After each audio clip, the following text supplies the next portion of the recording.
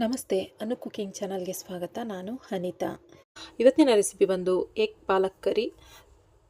ತುಂಬ ಸುಲಭವಾಗಿ, ಈಸಿಯಾಗಿ, ಹಾಗೆಯೇ ಮನೆಯಲ್ಲೇ ಇರುವಂಥ ಇಂಗ್ರೀಡಿಯೆಂಟ್ಸ್ನ ಬಳಸಿ ಒಂದು ರೆಸ್ಟೋರೆಂಟ್ ಫೀಲಲ್ಲಿ ನಾವು ಯಾವ ರೀತಿ ಮನೆಯಲ್ಲಿ ಎಗ್ ಕರಿ ಮಾಡೋದು ಅಂತ ನೋಡ್ಕೊಳ್ಳೋಣ. ಪಾಲಕ್ ಎಗ್ ಕರಿ.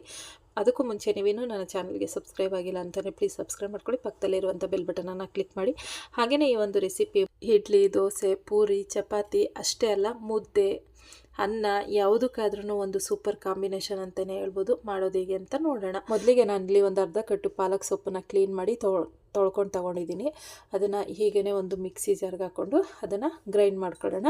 ಇದನ್ನು ಯಾವುದೇ ಕಾರಣಕ್ಕೂ ಬೇಯಿಸ್ಕೊಳ್ಳೋ ಅವಶ್ಯಕತೆ ಇರೋದಿಲ್ಲ, ಹೀಗೇ ಮಿಕ್ಸಿ ಮಾಡ್ಕೋಬೋದು. ಇದನ್ನು ನೈಸಾಗಿ ಮಿಕ್ಸಿ ಮಾಡ್ಕೋಬೇಕು. ನೋಡಿ, ಈ ರೀತಿ ನಾನು ಕೂಡ ಮಿಕ್ಸಿ ಮಾಡ್ಕೊಂಡು ತೊಗೊಂಡಿದ್ದೀನಿ. ಇವಾಗ ಇದನ್ನು ಒಂದು ಸೈಡಿಗೆ ಇಟ್ಕೊಂಡು ಇನ್ನೊಂದು ಮಿಕ್ಸಿ ಜಾರ್ನ ತೊಗೊಳ್ಳೋಣ. ಇದಕ್ಕೆ ಇವಾಗ ನಾನು 4 ಟೊಮೊಟೊನ ಕಟ್ ಮಾಡಿ ಇಟ್ಕೊಂಡಿದ್ದೆ, ಅದನ್ನು ಹಾಕ್ಕೊಂಡು ಅದನ್ನು ಕೂಡ ಗ್ರೈಂಡ್ ಮಾಡ್ಕೊಳ್ಳೋಣ ನೈಸಾಗಿ. ಈ ರೀತಿ ಟೊಮೊಟೊನ ರುಬ್ಬಿ ಹಾಕೋದ್ರಿಂದ ಒಂದು ಥಿಕ್ನೆಸ್ ಬರುತ್ತೆ, ಗಟ್ಟಿ ಬರುತ್ತೆ ಅಂತ ಹೇಳಿ ಈ ರೀತಿ ಮಾಡೋದು. ನಿಮಗೆ ಈ ರೀತಿ ರುಬ್ಬಾಕೋದು ಇಷ್ಟ ಇಲ್ಲ ಅಂತಂದರೆ ಹಾಗೆಯೇ ಕಟ್ ಮಾಡಿ ಸಣ್ಣ ಸಣ್ಣಗೆ ಹಾಕೋಬೋದು. ಇವಾಗ ನಾನಿಲ್ಲಿ ಒಂದು 7 ಮೊಟ್ಟೆನ ತೊಗೊಂಡಿದ್ದೀನಿ, ಬೇಯಿಸಿ ಉಪ್ಪಾಕಿ ಬೇಯಿಸಿ ತೊಗೊಂಡಿದ್ದೀನಿ. ನೋಡಿ, ಈ ರೀತಿ ಸಣ್ಣ ಸಣ್ಣದಾಗಿ ಕಟ್ ಮಾಡ್ಕೋಬೇಕು. ಸಣ್ಣ ಸಣ್ಣದಾಗಿ ಹೋಲ್ ಮಾಡ್ಕೊಂಡಾಗ ಒಳಗಡೆ ಎಲ್ಲ ಉಪ್ಪು ಖಾರ ಹಿಡಿಯುತ್ತೆ ಅಂತ ಅಷ್ಟೇ, ಇನ್ನೇನಿಲ್ಲ. ಇವಾಗ ಎಲ್ಲ ಮೊಟ್ಟೆನೂ ಇದೇ ರೀತಿಯೇ ಕಟ್ ಮಾಡಿಕೊಂಡು ಒಂದು ಸೈಡಿಗೆ ಇಟ್ಕೊಳ್ಳೋಣ. ನಾನಿಲ್ಲಿ ಒಂದು ಬಾಣಲಿನ ಇಟ್ಕೊಂಡಿದ್ದೀನಿ ಸ್ಟವ್ ಮೇಲೆ. ಅದಕ್ಕೆ ಒಂದು 4 ಟೇಬಲ್ ಸ್ಪೂನು ಎಣ್ಣೆನ ಹಾಕ್ಕೊಂಡು ಇವಾಗ ಅದಕ್ಕೆ ಒಂದು ಅರ್ಧ ಸ್ಪೂನು ಅರಿಶಿನ ಹಾಕ್ಕೊತಾ ಇದ್ದೀನಿ. ಅರಿಶಿನ ಹಾಕಿದಾದ್ಮೇಲೆ ಚೆನ್ನಾಗಿ ಮಿಕ್ಸ್ ಮಾಡ್ಕೋಬೇಕು. ಉರಿ ಮಾತ್ರ ಲೋ ಫ್ಲೇಮಲ್ಲಿ ಇರಬೇಕು, ಯಾವುದೇ ಕಾರಣಕ್ಕೂ ಹೈ ಫ್ಲೇಮ್ ಇಟ್ಕೊಳಕ್ಕೆ ಹೋಗ್ಬೇಡಿ. ಮೀಡಿಯಮ್ ಆಗಲಿ ಹೈ ಫ್ಲೇಮ್ ಆಗಲಿ ಇಟ್ಕೊಳಕ್ಕೆ ಹೋಗ್ಬೇಡಿ, ಯಾಕೆಂದರೆ ಅರಿಶಿನ ಹಾಕಿದಾಗ ಸೀದೋಗ್ಬಿಡುತ್ತೆ. ಅದಕ್ಕೋಸ್ಕರ ಇವಾಗ ನೋಡಿ, ಎಣ್ಣೆಯಲ್ಲಿ ಚೆನ್ನಾಗಿ ಮಿಕ್ಸ್ ಮಾಡಿ ಆದಮೇಲೆ ನಿಮಗೆ ಈ ಟೈಮಲ್ಲಿ ಉಪ್ಪು ಖಾರ ಇಷ್ಟ ಆಗುತ್ತೆ ಅಂತಂದರೆ ಸ್ವಲ್ಪ ಉಪ್ಪು, ಒಂದು ಸ್ವಲ್ಪ ಖಾರದ ಪುಡಿ ಹಾಕ್ಕೊಳ್ಳಿ. ಮೊಟ್ಟೆಗೆ ಚೆನ್ನಾಗಿ ಉಪ್ಪು ಖಾರ ಹಿಡಿಯುತ್ತೆ, ತುಂಬ ಚೆನ್ನಾಗಿರುತ್ತೆ ಅದು ಕೂಡ. ಇವಾಗ ನೋಡಿ, ಮೊಟ್ಟೆನ ಹಾಕ್ಕೊಂಡು ನಾನು ಉರಿನ ಲೋ ಫ್ಲೇಮಲ್ಲಿ ಇಟ್ಕೊಂಡು ಫ್ರೈ ಮಾಡ್ಕೊತಾ ಇದ್ದೀನಿ. ಇದೇ ರೀತಿಯೇ ಒಂದು 5 ನಿಮಿಷ ಫ್ರೈ ಮಾಡಿಕೊಂಡ್ರೆ ಸಾಕು. ಲೋ ಫ್ಲೇಮಲ್ಲಿ ಇಟ್ಕೊಂಡು ಒಂದು 5 ನಿಮಿಷ ಫ್ರೈ ಮಾಡಿದ್ರೆ ಮೊಟ್ಟೆ ಒಂದು ಒಳ್ಳೆ ಫ್ಲೇವರ್ ಬರುತ್ತೆ ಅಂತಲೇ ಹೇಳ್ಬೋದು. ಹಾಗೆಯೇ ತಿನ್ನುವಾಗಲೂ ಕೂಡ ತುಂಬ ಚೆನ್ನಾಗಿರುತ್ತೆ. ಇವಾಗ ಇದನ್ನು ತೆಗೆದು ಒಂದು ಸೈಡಿಗೆ ಇಟ್ಕೊಳ್ಳೋಣ. ಅದಾದಮೇಲೆ ನಾನು ಅದೇ ಎಣ್ಣೆಗೆ ಇನ್ನೊಂದೆರಡು ಟೇಬಲ್ ಸ್ಪೂನ್ ಎಣ್ಣೆನ ಹಾಕ್ಕೊಂಡು ಅದನ್ನು ಕೂಡ ಚೆನ್ನಾಗಿ ಮಿಕ್ಸ್ ಮಾಡ್ಕೊತಾ ಇದ್ದೀನಿ. ಎಣ್ಣೆ ಸ್ವಲ್ಪ ಕಾಯಕ್ಕೆ ಬಿಡಬೇಕು.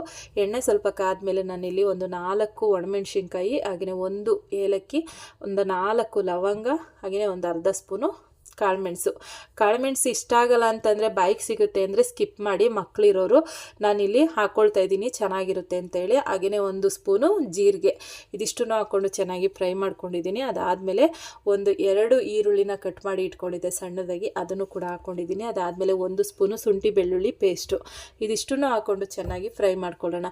ಯಾವ ರೀತಿ ಅಂತಂದರೆ, ಈರುಳ್ಳಿ ಕಲರ್ ಚೇಂಜ್ ಆಗಬೇಕು, ಶುಂಠಿ ಬೆಳ್ಳುಳ್ಳಿ ಪೇಸ್ಟಲ್ಲಿ ಹಸಿ ಸ್ಮೆಲ್ ಹೋಗಬೇಕು, ಆ ರೀತಿ ಫ್ರೈ ಮಾಡ್ಕೊಳ್ಳೋಣ. ನೋಡಿ, ಈ ರೀತಿ ನಾನು ಕೂಡ ಫ್ರೈ ಮಾಡ್ಕೊಂಡಿದ್ದೀನಿ. ಇದನ್ನು ಕೂಡ 1 ನಿಮಿಷ ಫ್ರೈ ಮಾಡ್ಕೊಂಡಿದ್ದೀನಿ. ಊರಿನ ಮೀಡಿಯಮ್ ಫ್ಲೇಮಲ್ಲಿ ಇಟ್ಕೊಂಡಿದ್ದೀನಿ, ಹೈ ಫ್ಲೇಮಲ್ಲೂ ಇಲ್ಲ ಲೋ ಫ್ಲೇಮಲ್ಲೂ ಇಲ್ಲ, ಮೀಡಿಯಮ್ ಫ್ಲೇಮಲ್ಲಿ ಇಟ್ಕೊಂಡು ಫ್ರೈ ಮಾಡ್ಕೊಂಡಿದ್ದೀನಿ. ಅದಾದಮೇಲೆ ಅದೆಲ್ಲ ಸ್ವಲ್ಪ ಚೆನ್ನಾಗಿ ಫ್ರೈ ಆದಮೇಲೆ ನಾನು ರುಬ್ಬಿಟ್ಟಿದಂಥ ಟೊಮೊಟೊ ಪೇಸ್ಟನ್ನು ಹಾಕ್ಕೊಂಡು ಅದನ್ನು ಕೂಡ 1 ನಿಮಿಷ ಫ್ರೈ ಮಾಡಿಕೊಂಡೆ. ಅದಾದಮೇಲೆ ಇಲ್ಲಿ ನಾನು ಒಂದು ಅರ್ಧ ಸ್ಪೂನು ಪೆಪ್ಪರ್ ಪೌಡ್ರನ್ನ ಹಾಕ್ಕೊಂಡಿದ್ದೀನಿ, ಅಂದರೆ ಕಾಳು ಮೆಣಸಿನ ಪುಡಿ ಹಾಕ್ಕೊಂಡಿದ್ದೀನಿ. ಅದಾದಮೇಲೆ 1 ಸ್ಪೂನು ಧನಿಯಾ ಪುಡಿ, ಒಂದು ಅರ್ಧ ಸ್ಪೂನು ಅರಿಶಿನ, 1 ಸ್ಪೂನು ಖಾರದ ಪುಡಿ, ಹಾಗೆಯೇ ರುಚಿಗೆ ತಕ್ಕಷ್ಟು ಉಪ್ಪು ಖಾರನ ನೋಡ್ಕೊಂಡು ಹಾಕ್ಕೊಳ್ಳಿ. ನಾನಿಲ್ಲಿ ಕಾಳು ಮೆಣಸೆಲ್ಲ ಬಳಸಿರೋದ್ರಿಂದ ಸ್ವಲ್ಪ ಖಾರದ ಪುಡಿ ಕಡಿಮೆನೇ ಹಾಕ್ಕೊಂಡಿದ್ದೀನಿ, 1 ಸ್ಪೂನ್ಗಿಂತ ಕಡಿಮೆನೇ ಹಾಕ್ಕೊಂಡಿದ್ದೀನಿ.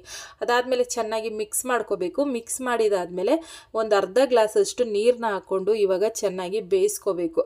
ಯಾವುದು ಅಂದರೆ ಈರುಳ್ಳಿ ಮತ್ತು ಟೊಮೊಟೊ ಪೇಸ್ಟು ಮತ್ತು ಮಸಾಲೆಗಳು ಹಾಕಿದ್ದೀವಲ್ವ, ಅದೆಲ್ಲ ಚೆನ್ನಾಗಿ ಫ್ರೈ ಆಗಬೇಕು. ನೋಡಿ, ಈ ರೀತಿ ಎಣ್ಣೆ ಬಿಟ್ಕೊಂಡು ಬರಬೇಕು. ಅಲ್ಲಿ ತನಕ ನಾವು ಸುಮ್ಮನೆ ಕೈ ಆಡಿಸ್ಕೊಂಡು ಫ್ರೈ ಮಾಡ್ಕೋಬೇಕು. ನೀವು ಗಟ್ಟಿ ಬಾಣಲಿ ಇಟ್ಕೊಂಡ್ರಿ ಅಂತಂದರೆ ಈ ರೀತಿ ಕೈ ಆಡಿಸೋ ಅವಶ್ಯಕತೆ ಇರೋದಿಲ್ಲ. ಈ ರೀತಿ ಎಣ್ಣೆ ಬಿಡೋ ತನಕ ಮಸಾಲೆ ಎಲ್ಲ ಫ್ರೈ ಮಾಡಿಕೊಂಡು ಆದಮೇಲೆ ನಾನಿಲ್ಲಿ ಪಾಲಕ್ ಸೊಪ್ಪನ್ನ ರುಬ್ಬಿಟ್ಟಿದ್ನಲ್ವ, ಆ ಪೇಸ್ಟ್ನ ಹಾಕ್ಕೊಂಡು ಅದನ್ನು ಕೂಡ ಚೆನ್ನಾಗಿ ಮಿಕ್ಸ್ ಮಾಡಿಕೊಂಡು ಒಂದು 5 ನಿಮಿಷ ಬೇಯಕ್ಕೆ ಬಿಡ್ತೀನಿ. ಈ ಟೈಮಲ್ಲಿ ನೀವು ಉಪ್ಪು ಖಾರನ ನೋಡಿಕೊಂಡು ಹಾಕ್ಕೋಬೋದು. ಕಡಿಮೆ ಇತ್ತಂದರೆ ಉಪ್ಪು ಖಾರನ ಹಾಕ್ಕೊಳ್ಳಿ. ನೋಡಿ, ಇಲ್ಲಿ ಒಂದು 5 ನಿಮಿಷ ಮೀಡಿಯಮ್ ಫ್ಲೇಮಲ್ಲಿ ಇಟ್ಕೊಂಡು ಈ ರೀತಿ ಬೇಯಿಸ್ಕೊಂಡಿದ್ದೀನಿ. ಎಷ್ಟು ಚೆನ್ನಾಗಿ ಎಲ್ಲ ಎಣ್ಣೆ ಬಿಟ್ಕೊಂಡು ಕಲರು ಕೂಡ ಚೇಂಜ್ ಆಗಿದೆ, ತುಂಬ ಚೆನ್ನಾಗಿ ಬಂದಿದೆ ಅಂತಲೇ ಹೇಳ್ಬೋದು. ಇವಾಗ ನಾವು ಫ್ರೈ ಮಾಡಿ ಇಟ್ಟಿದ್ದಂಥ ಮೊಟ್ಟೆನ ಹಾಕೊಂಡ್ಬಿಡೋಣ. ಕೊನೆಯದಾಗಿ ಫ್ರೈ ಮಾಡಿರುವಂಥ ಮೊಟ್ಟೆನ ಹಾಕಿದ್ಮೇಲೆ ಸಾಫ್ಟಾಗಿ ನಿಧಾನಕ್ಕೆ ತಿರುಗಿಸ್ಕೊಬೇಕು. ಈ ಕಚ್ಚಾ ಪಿಚ್ಚ ಅಂತ ಎಲ್ಲ ತಿರುಗಿಸ್ಬಾರ್ದು, ಆವಾಗ ಮೊಟ್ಟೆ ಒಡೆದೋಗ್ಬಿಡುತ್ತೆ. ಇದೇ ರೀತಿಯೇ ಒಂದು ಒಂದು 5 ನಿಮಿಷ ಲೋ ಫ್ಲೇಮ್ ಇಟ್ಕೊಂಡು ಚೆನ್ನಾಗಿ ಫ್ರೈ ಮಾಡ್ಕೊಂಡಾಗ ಮೊಟ್ಟೆನೂ ಕೂಡ ಉಪ್ಪು ಖಾರ ಎಲ್ಲ ಚೆನ್ನಾಗಿ ಹಿಡಿಯುತ್ತೆ ಒಳಗಡೆ. ಆವಾಗ ತಿನ್ನೋದಕ್ಕೂ ತುಂಬ ಚೆನ್ನಾಗಿರುತ್ತೆ. ಮಕ್ಕಳು ಕೂಡ ತುಂಬ ಇಷ್ಟಪಟ್ಟು ತಿಂತಾರೆ. ಆವಾಗ ಒಂದು ತುತ್ತು ತಿನ್ನೋದಕ್ಕೆ 4 ತುತ್ತು ತಿಂತಾರೆ, ಅಷ್ಟು ಚೆನ್ನಾಗಿರುತ್ತೆ. ಒಂದ್ಸರಿ ಈ ವಿಧಾನನ ಟ್ರೈ ಮಾಡಿ. ನೋಡಿದ್ರಲ್ವಾ ಇವತ್ತಿನ ವಿಡಿಯೋ ನಿಮಗೆಲ್ಲ ಇಷ್ಟ ಆಗಿದೆ ಅಂತ ನಾನು ಅಂದ್ಕೊಂಡಿದ್ದೀನಿ. ಇಷ್ಟ ಆಗಿದ್ರೆ ಪ್ಲೀಸ್ ಒಂದು ಲೈಕ್ ಮಾಡಿ, ಶೇರ್ ಮಾಡಿ, ಕಮೆಂಟ್ ಮಾಡಿ. ಹಾಗೆಯೇ ಇದೇ ರೀತಿ ಈಸಿ ರೆಸಿಪಿಗಾಗಿ ಅನು ಕುಕಿಂಗ್ ಚಾನಲ್ನ ಸಬ್ಸ್ಕ್ರೈಬ್ ಮಾಡ್ಕೊಂಡು ನೋಡಿ. Thank you for watching.